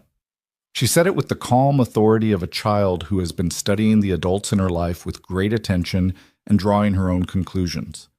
"He comes in from the barn earlier now. He didn't used to come in until after dark." Maeve looked at her. "When did you notice that?" "About 3 weeks ago." Clara looked at Pearl placidly eating hay, the whole incident apparently closed from Pearl's perspective. "And he fixed the step, the third one, the one that made noise." Clara looked back at Maeve. "He always said he'd fix it, and he didn't for a long time. He fixed it on Sunday." Maeve said nothing. She had noticed the step, actually, had crossed it on Monday morning in the dark, and realized the creak was gone and stood there for a moment, surprised by its absence. She hadn't known what to make of it. She thought she might know now. That evening, Rowan came in from the eastern pasture later than usual, just at the edge of dark. He came in and hung his coat, and looked at Claire at the kitchen table, and then at Maeve at the stove with the question that parents carry in their eyes when they've been away from their children for a portion of the day. That ongoing, low-level accounting of is everything all right? "Fine," Maeve said before he could ask. He looked at her briefly. Something passed through his expression that she didn't quite catch. After dinner, after the children were in bed, she was putting things in order in the kitchen when he came back in. He stood in the doorway, and she waited. "The agency letter," he said. "I'll write them this week." She kept her hands on what they were doing. "I'll tell them the arrangement is continuing," he said. "Indefinitely, if that suits you." She turned around. He was standing in the doorway with his arms not quite crossed, that old closed posture he'd mostly stopped. And his expression was not easy or comfortable, because this was a man who had not been easy or comfortable in months and didn't get there overnight. But he was there, looking at her directly, saying the thing. "And if at some point you want different terms," he said, "then we discuss terms." She looked at him for a moment. "What kind of terms?" He held her gaze. "The kind that would need to be discussed," he said. She understood what he meant. He wasn't saying it plainly because he wasn't there yet. Not quite. Not all the way. There were still walls with most of their bricks intact. But he was at the wall, which was different from where he'd been 2 months ago, when he'd been on the other side of it, with his back turned. "All right," she said. He nodded. He didn't move immediately. "The third stair," she said. He blinked. "Clara mentioned you fixed it," she said. Something crossed his face. Not quite embarrassment, but near enough. "It needed doing," he said. "It did," she agreed. He left the doorway and she heard him go up the stairs. She listened to his footfall cross the landing, the bedroom door close. She stood in the kitchen with her healed hands and the good stovepipe and the yellow curtains and the lingering smell of dinner and thought about what indefinitely meant. It meant she was staying, not because the arrangement had been formalized or the terms had been named or anything between them had been resolved. Most of it hadn't, and she was realistic about that, and realistic about what it would take and how long and how imperfect the whole thing would be if it went anywhere at all. But she was staying. She had made that decision on her own, long before he said anything, in the gray pre-dawn of a Wednesday morning when she'd lain still for too long, and asked herself whether she was willing to bear the cost of this place. She'd gotten up and built the fire, and the answer had been in the getting up. The agency letter could say whatever it needed to say. She was staying because she had decided to stay. The rest of it, Rowan and his careful words and his repaired stare and the distance still to go between them, the rest of it could move at whatever pace it moved at. She had not come all this way to be in a hurry about anything. She turned off the lamp. She went up the stairs, stepping over the place where the third one had been, the creek that was gone now, the small fixed thing in the dark that nobody talked about but everybody noticed. She went to bed. Outside, the snow that had been threatening all day finally arrived, soft and without drama, covering the yard and the barn roof and the frozen paddock and the long, flat country stretching out in every direction. It covered the ruts in the track and the gap in the northeast fence, and the timber Vance's men had already started on up at the north edge. It covered the ranch in a quiet that was different from the quiet of neglect. Not the silence of things failing, but the silence of things pausing, settling, waiting for what came next. Doesn't it? The snow that came in the night stayed, not dramatically. It wasn't a blizzard, wasn't the kind of storm that closes roads and downs fences and kills livestock caught in the open. It was just enough snow to change the look of everything, to soften the edges of the yard and the barn roof and the flat country running out to the horizon, and to make the Keene Ranch look in the early morning light like a place that had been waiting for exactly this. A clean layer over the hard months, not erasing them, just covering them enough to let the eye rest. Maeve was up before the snow had finished. She built the kitchen fire, put the coffee on, and stood at the window for a moment looking at the yard. Fig and the roan and copper had come to the paddock fence and stood there in a line with their breath steaming, watching the house the way horses watch houses when they expect something to happen. Pearl's pen was quiet. The hogs were huddled together in the corner of their enclosure. The barn sat solid against the white sky. Its repaired door latched properly. No swing in it. She put her coat on and went out to break the ice on the water trough. Eli was right behind her. She heard the back door, and then his boots, and he appeared beside her with the ice mallet before she'd gotten her hands fully into position. "I've got it," he said. She stepped back and let him.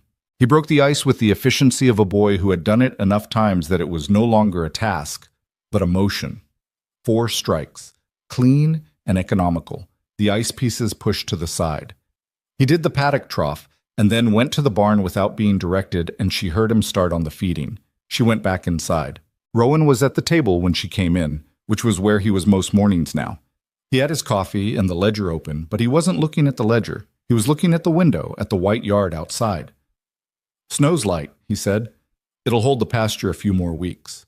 "Good for the cattle," she said. "Good for the hay supply." He turned a page in the ledger. "Vance's men started on the timber yesterday. Should have the payment by end of month." She poured her coffee and sat across from him. He glanced up at her and then back at the ledger, and the glancing up was ordinary now, unmarked, the kind of thing that happens between people who share a table every morning and have stopped needing to justify the sharing. "I want to talk about the spring sale," she said. He looked up. 14 head, she said. "If the market holds and the cattle come through winter well, what are you looking at?" He named a figure. She thought about it. "Against the note coming due and what you still owe Marsh?" "Leaves something," he said. "Not a lot. Enough to get through to summer. And if you get a fair price instead of a market price."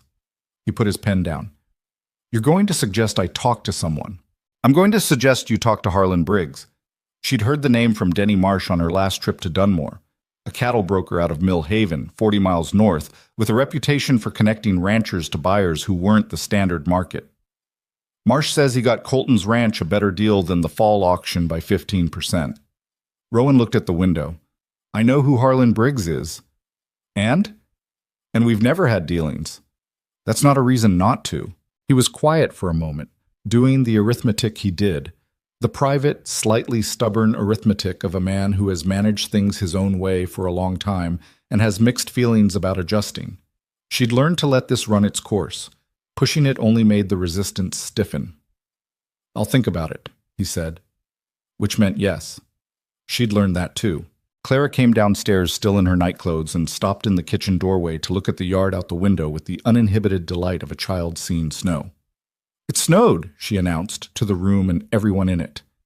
"It did," Rowan said. "Can I go out?" "Get dressed first."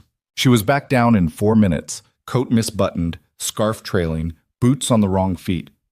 Neither Rowan nor Maeve said anything about the boots. She went out the back door, and they heard her voice, and then Eli's voice, lower and less enthusiastic, and then both of them. Rowan listened to this with his coffee cup held in both hands, and something in his face that was not quite a smile but occupied the same territory. "She needs a proper winter coat," Maeve said. "The one she has is last year's." "I know." He set the cup down. "I'll get to Dunmore this week." "I can go." "I'll go," he said.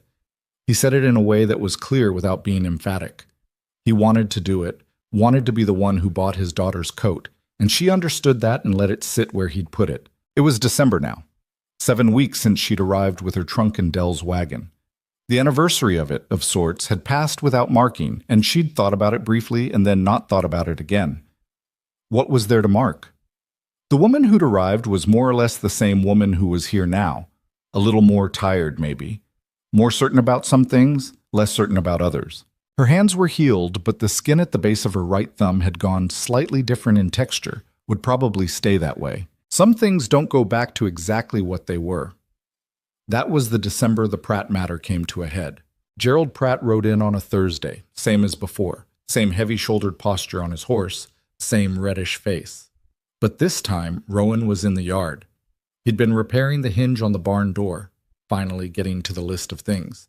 And he straightened when Pratt came through the gate, and the two men looked at each other with the look of men who have a history that isn't hostile but isn't warm. Maeve was at the kitchen window. She could see them, but not hear them, and she deliberately did not go outside. This was Rowan's ground and his fence line, and she understood the difference between what she could handle and what needed to be his. They talked for about 20 minutes. She could read some of it from the body language. Pratt doing most of the talking at first, Rowan listening with his weight back, arms crossed, face neutral. Then Rowan talking, unhurried. At one point, Pratt gestured toward the east pasture. Rowan shook his head once and then said something else, and Pratt listened and then nodded slowly, the nod of a man who has gotten something less than he wanted and has decided it's enough. Pratt left without incident. Rowan came back inside and stood at the basin and washed his hands. "Well?" she said. "He wanted to buy the east pasture," Rowan said. 20 acres. He's been wanting it for 2 years, apparently." "What did you say?" "No." He dried his hands. "I offered to repair the fence line properly and put up a second line of posts on the property boundary, so there's no future confusion about where the cattle are going." He set the cloth down. He agreed. "That's a fair resolution," she said. "It's the obvious resolution," he said. "Should have done it a year ago." He said it without self-flagellation, just plainly, the way he'd started saying things about the past year, not dwelling on them, not avoiding them, just acknowledging them the way you acknowledge a bad stretch of road. You were on it. You're not on it now. Here's where you are. She'd watched this shift in him over the weeks with the attention she paid to everything here, quietly, without making it a project. Grief doesn't lift like a lid being taken off a pot. It doesn't have a moment. It changes the way winter changes. Not one morning, but over many mornings. The light coming back a little at a time. The temperature doing things it couldn't do a month ago. You don't notice it until you're looking at something you couldn't see before. What she'd watched him slowly become able to do was be present. In the mornings, at the table, with the children. Not perfectly. There were still evenings he went quiet and distant. Still moments when he'd be in a room and also somewhere else entirely, somewhere 8 months back in the east pasture with the fever running in the house. She didn't try to call him back from those moments. She just kept the room warm and waited, and he came back on his own. The thing she had not expected, had not let herself expect, was what happened on the 14th of December. She had been up since before 5, as always, and she'd built the fire and made the coffee, and then because she'd been meaning to and kept not getting to it, she'd gotten the flour and the dried fruit she'd been rationing carefully, and she'd made a proper cake. Not for any particular reason. It wasn't anyone's birthday. There was no occasion. She'd just felt that morning like making something that wasn't strictly necessary, which was itself a sign of something she didn't examine too closely. She had it cooling on the counter when Rowan came down. He stopped, looked at the cake, looked at her. "What's the occasion?" "None," she said. He looked at the cake again. It wasn't elegant. She'd made it in the cast iron, and the top had domed unevenly, and the dried fruit had sunk to one side because that was what dried fruit did regardless of what you did to prevent it. But it was a cake, and it smelled like warm sugar and the faint sweetness of dried apple. "Martha used to make a cake," he said. He said it carefully, the way he said anything about Martha. Not avoiding it, but holding it gently, the way you hold something still a little fragile. Not for occasions, just sometimes, on a Tuesday. On a Tuesday, Maeve said. She said occasions were too much pressure. Better to do a good thing for no reason. He was looking at the cake, not at her. I haven't smelled that since... He stopped. She didn't fill the silence. It's a good smell, he said. He poured his coffee and sat down, and she cut 2 slices and put one in front of him before the children came down. And they ate cake for breakfast on a Tuesday in December, which was not an occasion and was, for that exact reason, everything. Eli came down, saw the cake, looked at Maeve with the expression of a boy recalibrating the morning's expectations upward, and sat down without a word and held out his plate. Clara came down and said, "Cake?" in a voice of pure, uncomplicated joy, and sat next to Rowan and leaned against his arm while she ate, and Rowan put his arm around her. And the kitchen was warm and full and loud, with Clara's ongoing assessment of the cake's qualities and Eli's counterpoints and Rowan's occasional interjections. Maeve ate her slice and listened and didn't say much and thought about Martha Keene, who had made cake on Tuesdays for no reason, and about yellow curtains that meant something hadn't given up, and about the kind of wisdom that sometimes travels from one woman to another without them ever having met. The Dunmore trip came 2 days later. Rowan took the children, both of them, which he hadn't done since September. He hitched Fig himself and brought the wagon around and called up to the children, and Maeve heard the thunder of feet on the stairs, and both of them appeared in their coats. Clara's misbuttoned again, Eli's properly done, and the collar straight in the way of a boy who was paying attention to how he looked now, which was its own small thing. "We'll be back before dark," Rowan said to Maeve. "I know," she said. He held her gaze for a moment. "Do you need anything from Marsh?" She handed him the list she'd already made. He looked at it and folded it and put it in his coat pocket. "Papa," Clara said, "can we stop at the bakery? We're getting you a coat. We're not made of money." "I know, I just asked." Eli made a face at Clara from behind Rowan's back that meant obvious, and Clara made a face back that meant, "I know, let me try." Rowan did not see any of this and didn't need to. "We'll see," he said, which was not no. Maeve watched the wagon go down the track. Fig moved at her usual pace. Clara was already talking about something. Eli was sitting straight, watching the road ahead, in the way he sat when he was trying to look older than 11 and almost managing it. She stood in the yard until the wagon was small and then not visible. The ranch was quiet around her, Pearl in her pen. The hogs rooting. The horses in the paddock moving slowly in the cold. The barn with its good hinge and its solid roof. The house behind her with its repaired pipe and its patched wall and its third stair that no longer creaked. She went inside. She cleaned the kitchen properly. Not the daily cleaning, but the thorough kind, moving the furniture, getting into the corners that the daily routine missed. She reorganized the pantry for the 3rd time since she'd arrived, because the 3rd time she was working with enough stock that the organization actually mattered. She checked the remaining firewood against her estimate of what winter still had to deliver and made a note about what they'd need. She was in the front room dusting the shelves when she found the photograph. She hadn't been in the front room often. It was Rowan's domain, where the desk and the ledger lived, and she'd respected it the way you respect the private space of someone you live alongside. She'd been in it, clearly, but she hadn't looked at the shelves properly. The photograph was in a small frame, set back slightly behind the ledger, as though it had been moved rather than placed there. A woman, maybe 35, dark-haired, with a direct way of looking at the camera that suggested she'd been comfortable with herself. She was standing next to Rowan, a younger Rowan, softer around the jaw, unguarded, and she was smiling at something slightly off to the side of the camera, not performing for the lens, but caught in a real moment. Martha Keene, clearly. The hair and the cheekbones were Eli's. The eyes were Clara's. Maeve looked at the photograph for a moment, not intrusively, just honestly. She thought about a woman who made cake on Tuesdays, who chose yellow curtains, who stood in a field helping repair fences and made her husband laugh loud enough that it carried to wherever someone was standing and seemed like the whole world from there.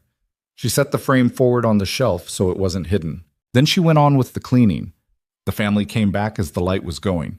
She heard Fig on the track and then the wagon in the yard and the children's voices. She put water on for the coffee and started dinner. Clara appeared first in the kitchen doorway. in a new coat, dark blue, practical, properly sized, with her old coat over one arm because she hadn't wanted to leave it in the wagon. "He got it," she announced, "and he got Eli new gloves, and—" She looked briefly conspiratorial. "We stopped at the bakery." "Is that right?" Maeve said. "Just one thing each." He was very serious about it. She put her old coat on the hook and smoothed the new one with both hands. "Do you like it?" "It's a good coat," Maeve said.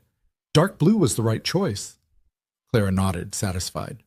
She sat at the kitchen table and watched Maeve at the stove with the comfortable ease of someone who has decided that a kitchen with someone working in it is the correct version of a kitchen.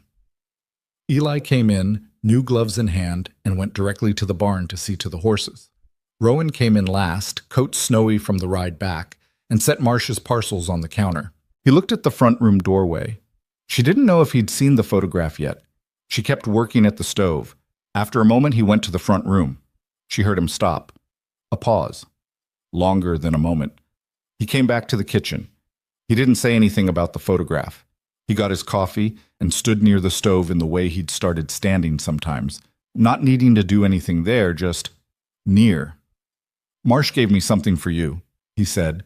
She looked up. He reached into his coat pocket and produced a small paper-wrapped package. He set it on the counter beside her. She looked at it and then at him. "He said it was on account of your business," Rowan said. "Whatever that means." She opened the paper. Inside was a small tin of good tea, the kind that cost more than cornmeal and that she'd looked at once in the store and put back without purchasing. She looked at it for a moment.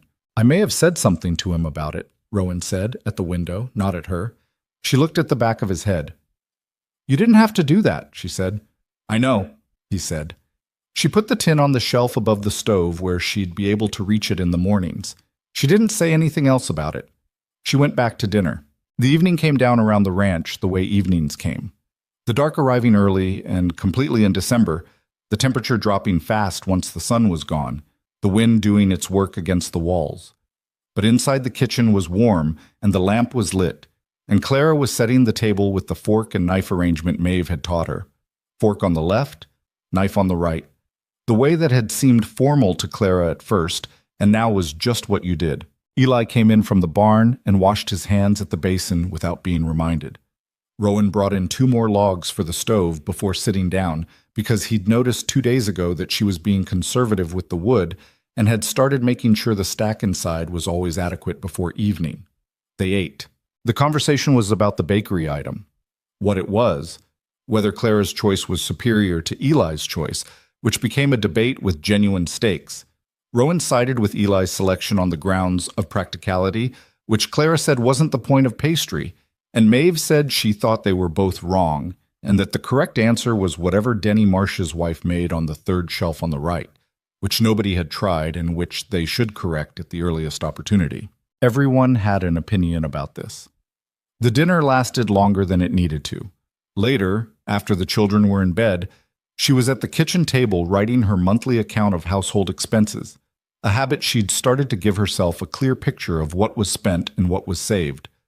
When Rowan came back in from checking on the livestock, he sat down across from her, which he did sometimes now, and poured the last of the coffee and was quiet in the comfortable way, not the loaded way. "Briggs," he said after a while.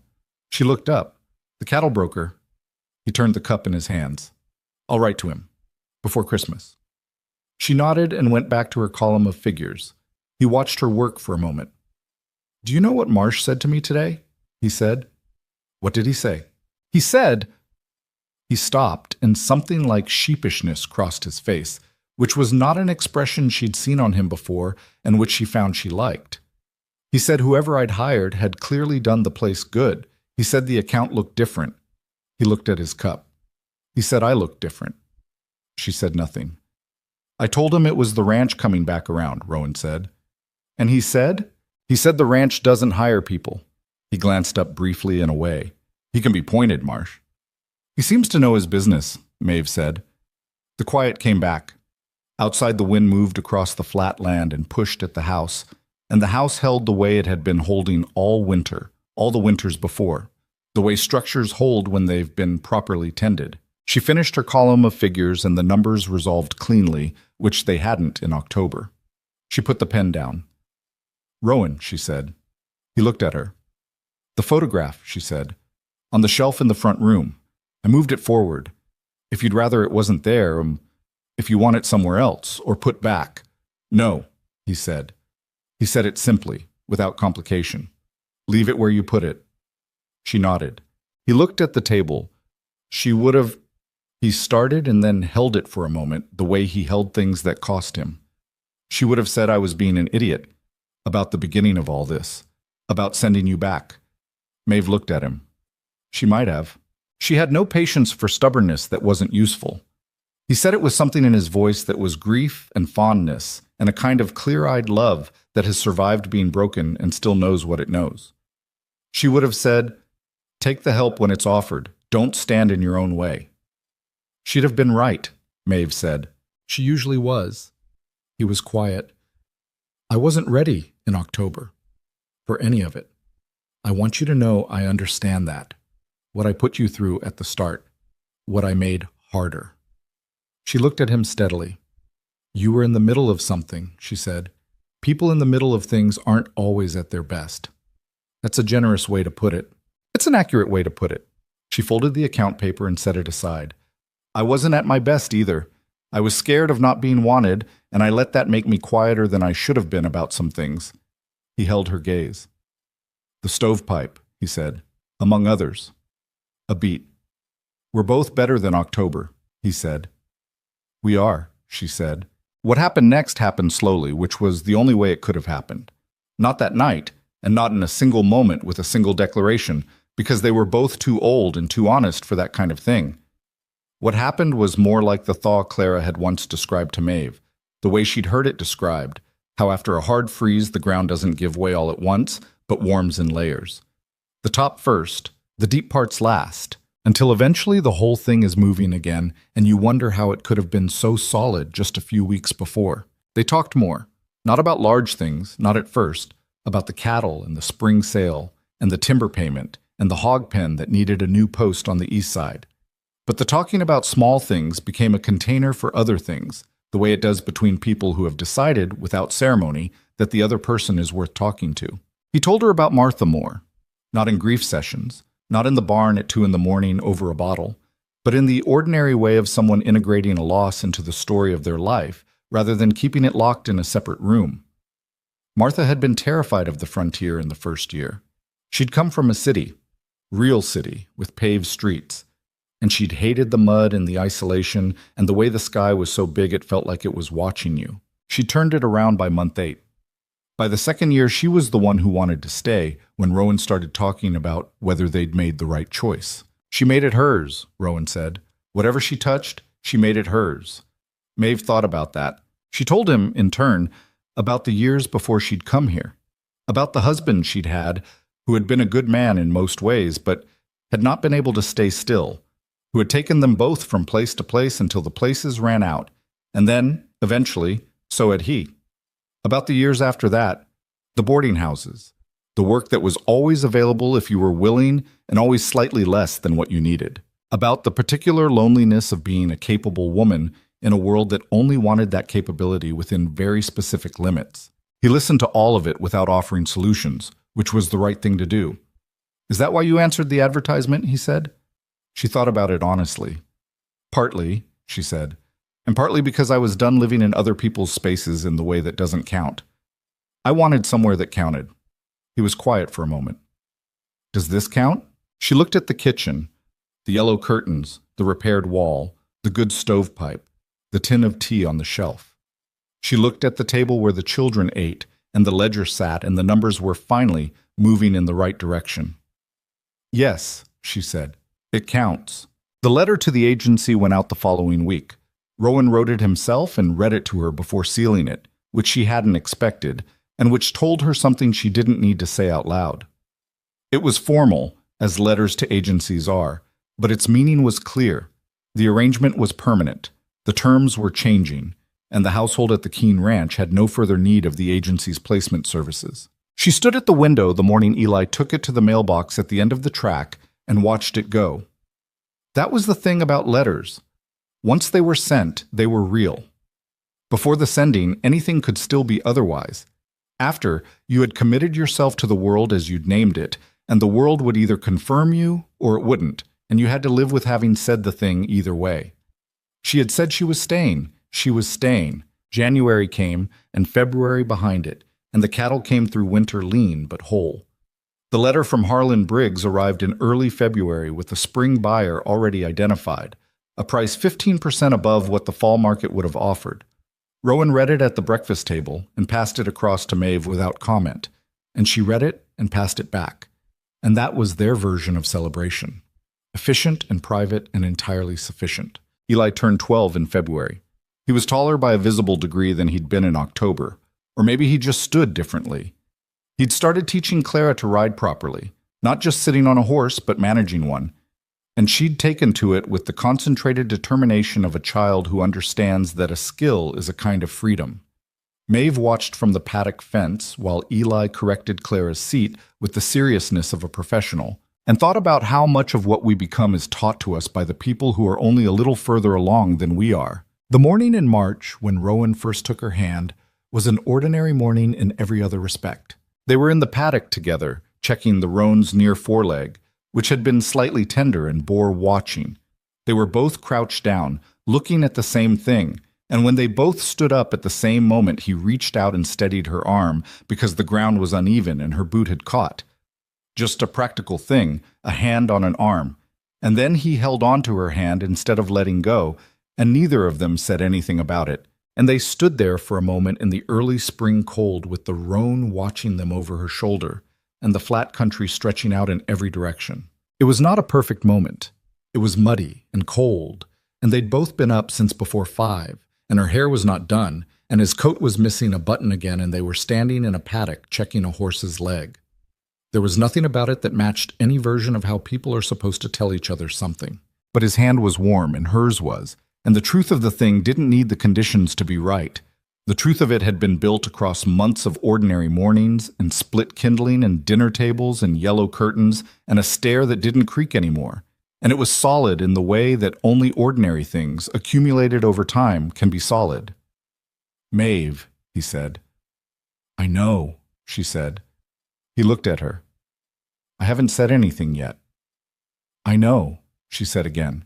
He was quiet for a moment. Then he made the sound that was almost a laugh and looked at the far fence line and shook his head slightly, and his hand stayed where it was. It would not be simple after this. She knew that. He was still a man who went quiet at certain angles of afternoon light, who would sometimes stop in the middle of a task and be somewhere else for a moment. The children would have complicated feelings at complicated times. The ranch would have good years and bad ones. Pratt would probably be difficult again at some point, and the weather would do what weather does, and there would be winters nothing could make easy. None of that was the point.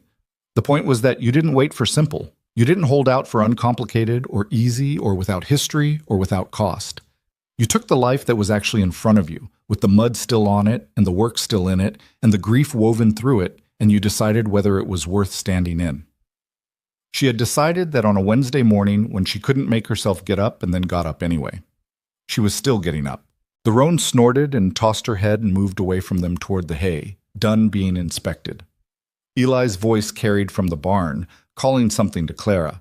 The kitchen window showed the lamp still burning inside, the yellow of the curtains visible even at this distance. A house with light in it, a house with people in it who were going to be all right. That was the whole of it, not grand, not delivered without cost, not uncomplicated or clean or arrived at easily. Just true, the way the best things are